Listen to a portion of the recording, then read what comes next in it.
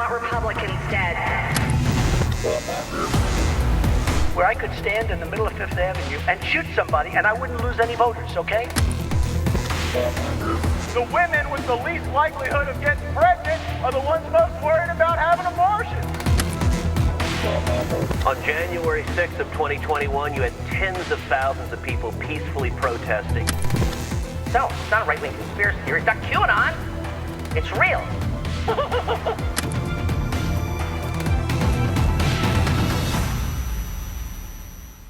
Our guest today on the enemies list is Barbara Comstock. Like me, Barbara comes from the 1.0 generation of real Republicans and conservatives back in the day. And we now find ourselves in a very brave new strange world.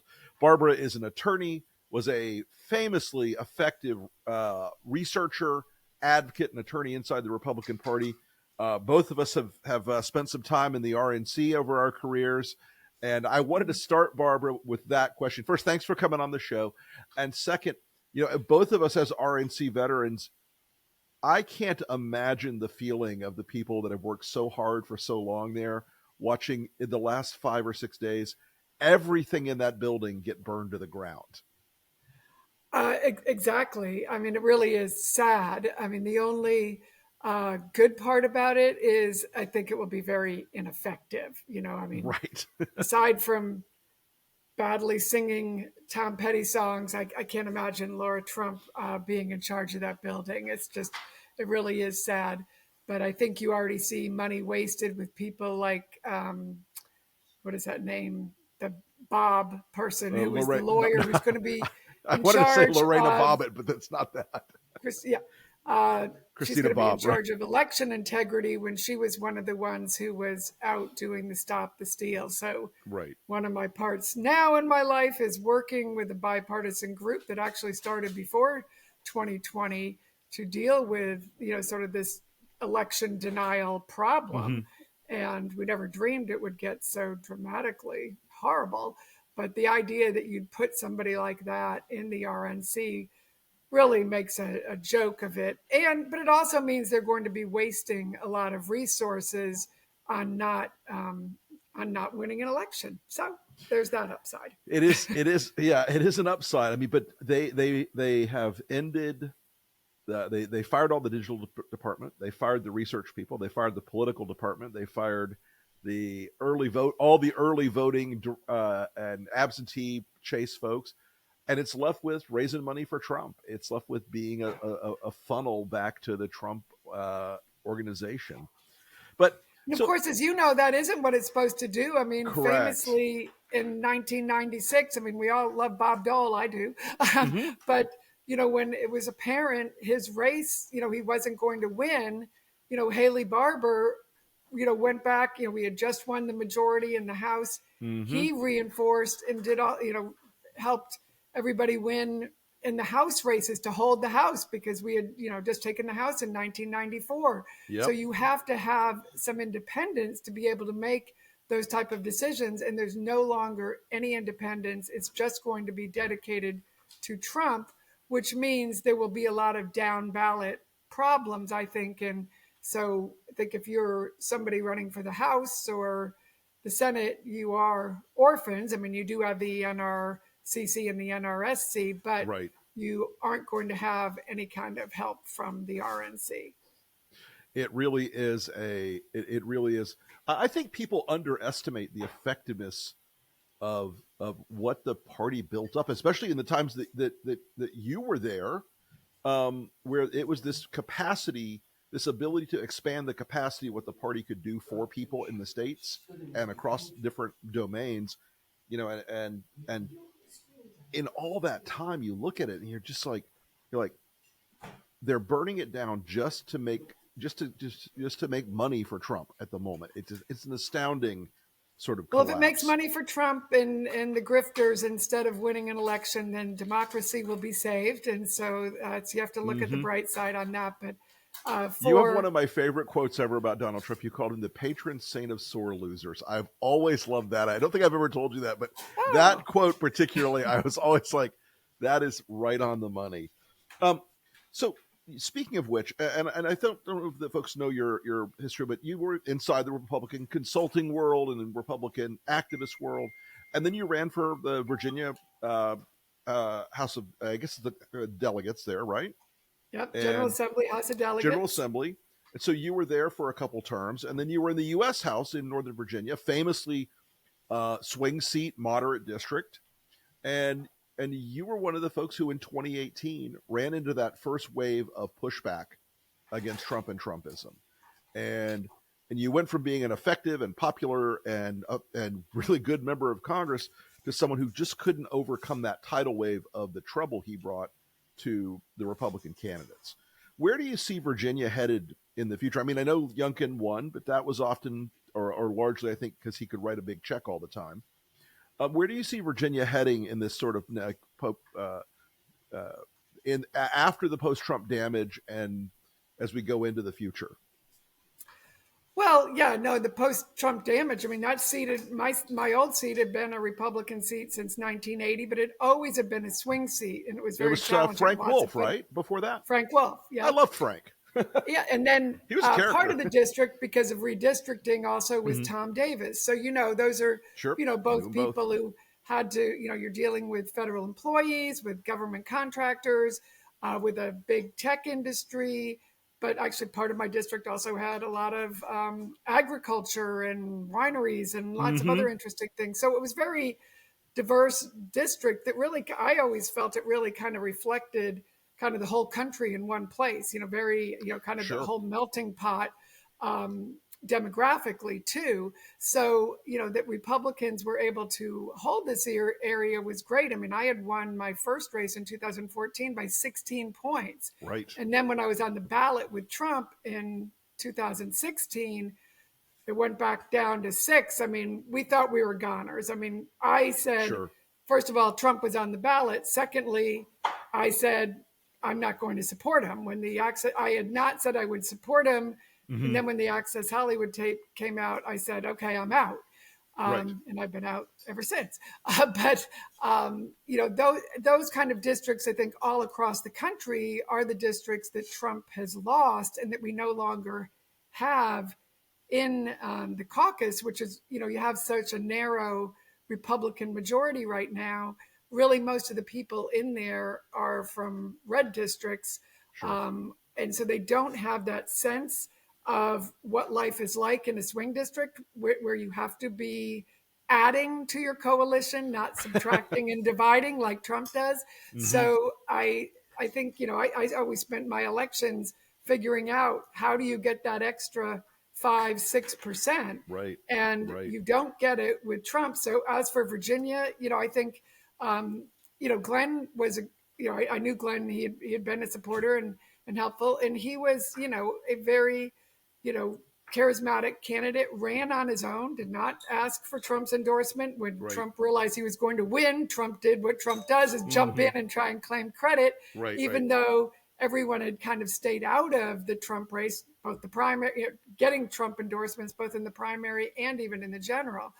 And Terry McAuliffe, though, Democrats were kind of tired of Terry. So it was a narrow win, but I would point out that Glenn actually did better in a lot of the red areas, which I've never really drilled down into it, but I do think it's because he did better with women, not just in the suburbs, where he did do better in areas like mine, but he still didn't win them. He certainly didn't win Northern Virginia, but he did well enough up.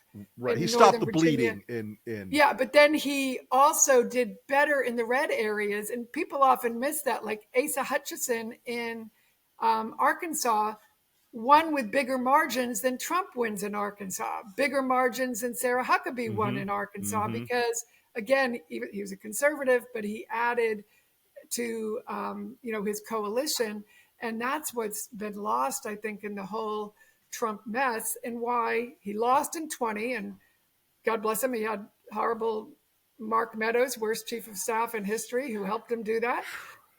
But now I do think, even though it's going to be close, I think things like the Swazi race, he was a friend of mine on my, friend. I mean, we were on the same aisle there, in Congress, and he was a great guy, kind of moderate. What you see why he won, but there's only a few people who kind of understand the rhythm of those swing states and swing districts, and they are not running the Trump campaign. They are not running the party anymore. And certainly Laura Trump is not one of them. Yeah, as I said a few weeks ago, I'm like, I would not put Laura Trump in charge of running the roller meat station at a Wawa. You can't, the woman's just like, there's no political engagement there or understanding of all the very consequential things that we're going to end up facing.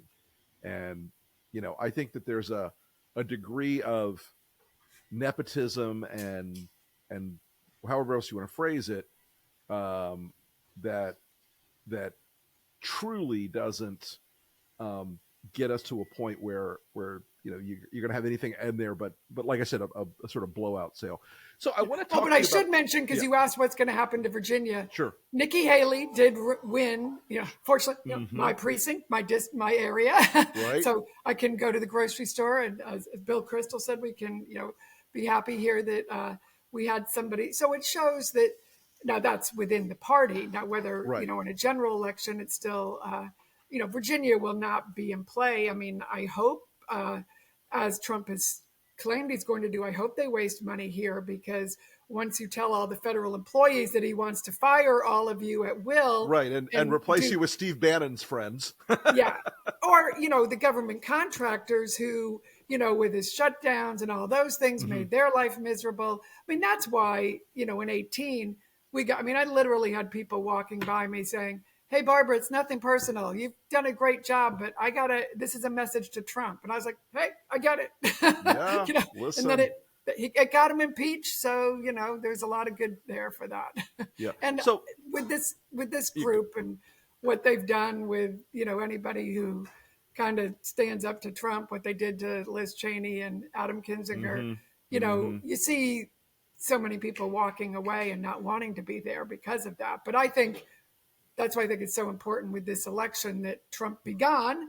And then once he's gone, it's going to be for some future leaders, not the people who have already been out there, but I think a lot of the future leaders probably in the states, state legislators, people who've actually been solving problems. Those are the people that I think will lead the recovery. I think you're right. And I think it's interesting that Nikki Haley, I don't know about you, but I started hearing from people I hadn't talked to in a few years who were like, maybe there's some daylight here. Maybe there's hope. Maybe people are getting it. Maybe slowly but surely. And she didn't get there, but it did rattle a few cages. And look, the fact that she still got 13.7% of the vote in Georgia and won in 2 counties that Donald Trump has to crush it in 2024, I think there are some alarm bells for the Trump movement out there. Well, there should be. I mean, 77,000 votes for Nikki Haley, and we have been permanently banned. I mean, I supported, Asa Hutchinson, I supported Chris Christie, and I was really happy where Nikki Haley really moved to throughout the campaign, and where I think she really got back to being herself and being comfortable. And she always was, I think, the best sort of political athlete of them all. She came in, she was part of that group of Republicans that wanted to grow the coalition, talk about things in an inclusive way, but still be conservative. And she was effective at that. And she had, taken down the Confederate flag in South Carolina. She famously in 2016 stood there with Marco Rubio and Tim Scott and Trey Gowdy saying, "Hey, we're not going Trump." And I thought that was the future of the party. Now I think probably we need 4 people like that who are state legislators who can look at the wreckage and come back from that and say, it's, and that Reagan-esque supporting our allies and supporting Ukraine and, the things that Nikki was so good at articulating and why it's important for the U.S. to support Ukraine. It's important so that our men and women aren't going to be fighting there. It's important. I mean, look, it's even economically beneficial to us. So it's foolish for these Republicans who have many of these districts with, defense, lots of right. defense 85% of the money is being spent here in the U.S. Yeah. Kind of amazing. So, Barbara, I wanted to talk to you a little bit about something that you mentioned in passing. You're working with the Bipartisan National Council on Election Integrity to try to push back on a lot of the disinformation and the misinformation and the conspiracy theories and the undermining of our electoral process, which, if people don't believe in it, it's a danger, I think, to the country at a really high level. Tell us a little bit about the work you guys are doing and how that started.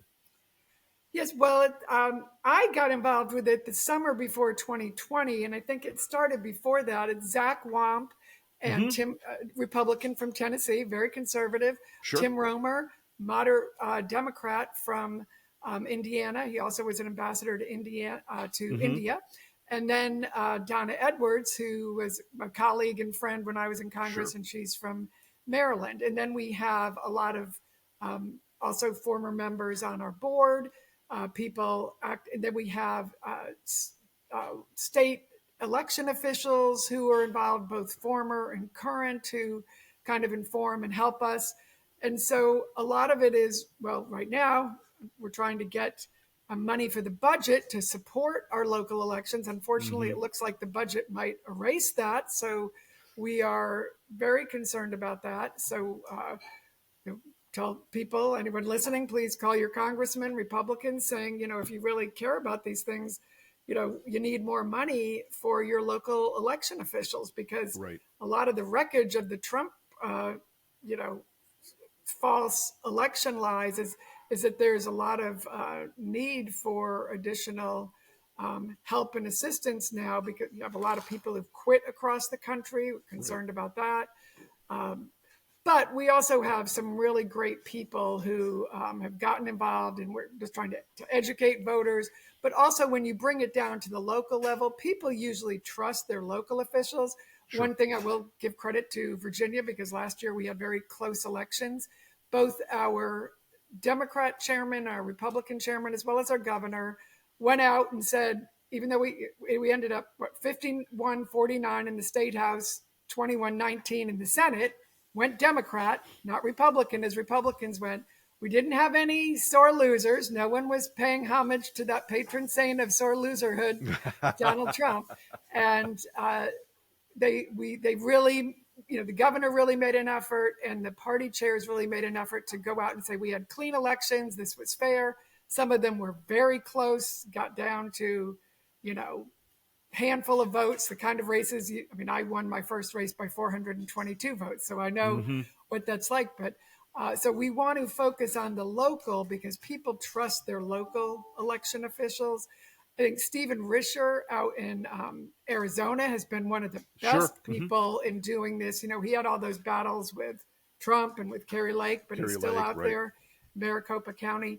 And he invites people in to tour and show them how everything works, have them do question and answer sessions. And after they kind of poll them before and after on their concerns about election security. And after they've gotten the informational tour, they get to ask all their questions. They really trust the system, and they trust their neighbors who are implementing it. And they understand it's Democrats and Republicans working together. And, that's what we have to do, to make it, and try and bring down that, that problem. But another thing I'll give credit to my friend Adam Kinzinger, Country First in 2022 was very active on the secretaries of state races, which are very involved in the elections. And you saw those, when they tried to go after Brad Raffensperger in Georgia and other states. Right now, in all those swing states, we have non-election denying officials.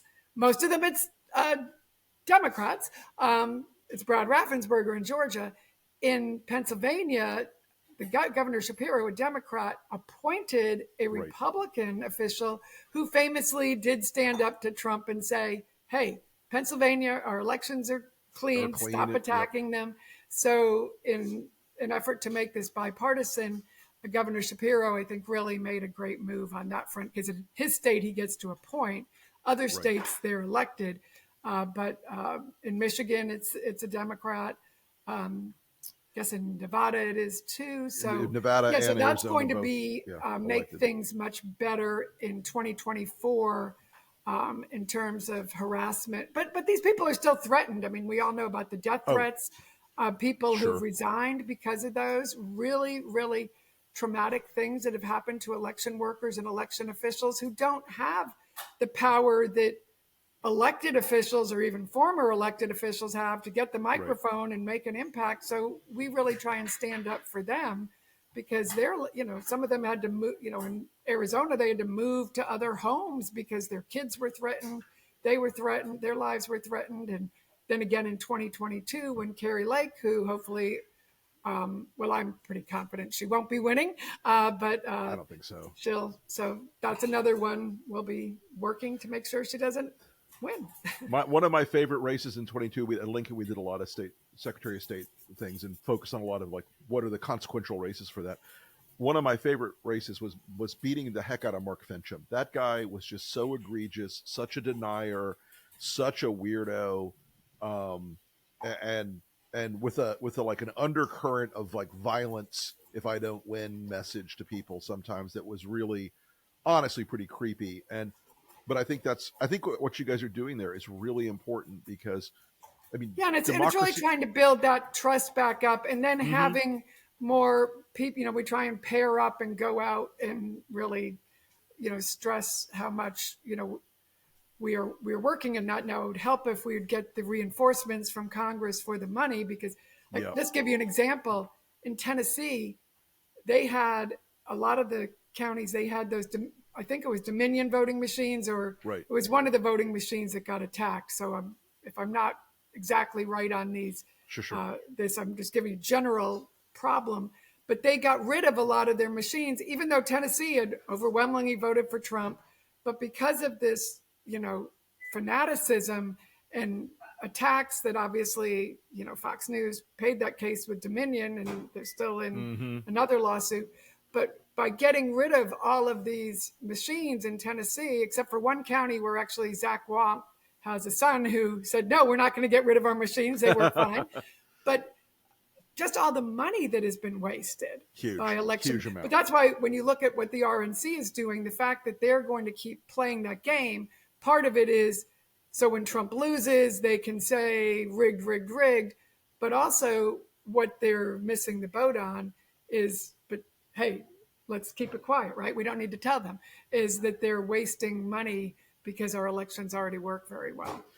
They really do. And I mean, as a Florida guy, I was with the RNC and Bush in 2000. We came here in Florida and it was a train wreck and the state was embarrassed how bad it was. I was there. I know. I remember a million different systems. And now Florida, I mean, legitimately over the last 25 years has built one of the most bipartisan and smooth and effective election counting systems in the country. We count the absentees ahead of time. Everything's done by 8:00 at night. It's all done. Everybody goes home and has a beer. We know who the winners and losers are. But in Pennsylvania, still won't do that. And it's I know, maddening.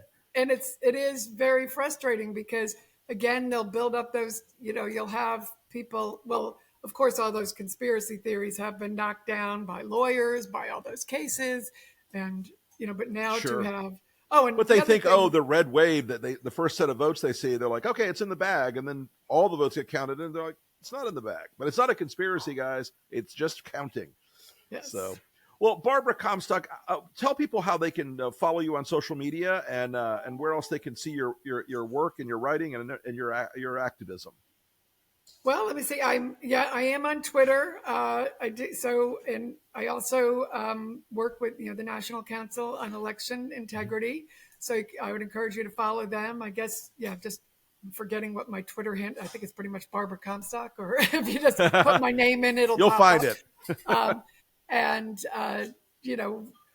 very, happy to be associated now and with the Republicans Against Trump folks that I think are going to have very effective work, in the swing states. And I do think that Tom Suozzi race was probably I think it was a bellwether. Republicans are trying to ignore it now, but he did what Trump doesn't allow, Republicans did. He ran his own race. He did what he had to do.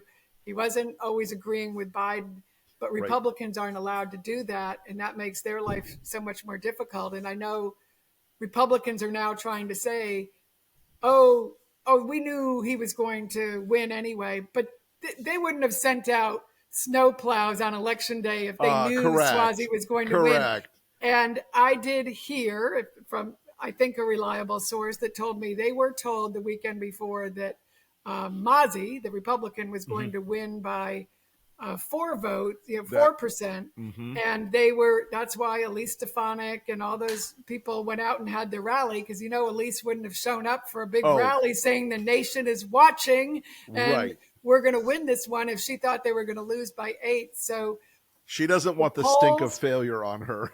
Yeah, well, the polls have consistently, but, when people show up and when, whatever the polls are saying, look, in 22, the polls didn't, they were trying to push this red wave, and it just wasn't. I think I think there's a silent majority out there too, even among MAGA world, particularly MAGA women, who are sick of this. They're sick of what's happened to their families, whether it's January 6th or their election denialism. And they may not tell anybody, but I mean, I've had people tell me this, like, don't tell anybody, but I did vote against him. And so whether it's not voting for him, leaving it blank, they can get their way to vote for Biden, whatever it is, I think they're going to be in for a surprise, like those 77,000 Nikki Haley voters this week in those key areas where Trump lost by 11,000, and now he's told them permanently barred, we don't want you. Then he's told all the Romney people don't want you. And famously in Arizona, he has been so disgraceful to John McCain and the McCain family. There are plenty of Republicans who still love John McCain in Arizona. Absolutely. And when you're running a 50-50 race, it's mind-boggling that you would do that. But fortunately, the McCain family and Meghan McCain has reminded Carrie Lake she remembers. So yes. Yeah. Which I think we'll all be working hard on those efforts because I think democracy's at stake. Things like Ukraine and keeping our shores safe so our young men and women don't have to go overseas and keeping those alliances strong. So you and I come from that era where we understood what Russia was. And they were the evil empire. And still is. To be defending Ronald Reagan when a lot of these Democrats that now quote him were attacking him. But to see on State of the Union night that they clapped for that, but then when President Biden switched over to say, do whatever the hell you want, we can't have that. And then they just sit there. And only Mitt Romney stands up. God bless Mitt, It's a long road. Well, Barbara Comstock, thank you so much for coming on the Enemies List today. I really appreciate your time. Great conversation. Thank you so much. We'll look forward to talking to you again very soon. Thank you. Take care. Well, we have some new reporting coming out of the New Republic on Donald Trump's cabinet of horrors. And they've lined up a story from Alexander Nazarian, who's a friend, that is an enemies list all of its own. Christopher Rufo, Secretary of Education, Tucker Carlson, Secretary of State, and on and on and on. It is I recommend you read it because it's an absolute window into the insanity of what these people will do. Attorney General Laura Ingraham. All this incredible madness, okay? All this incredible compression of insanity in this article tells you who these people are. It's a great roadmap. And so the article and Alexander are not on the enemies list, but all the people in there that they described so brilliantly in this little rundown of who would be in the Trump cabinet, as I call them, Mordor bureaucrats. It's an absolutely perfect look at it. And they are, in fact, every single damn one of them on the enemies list.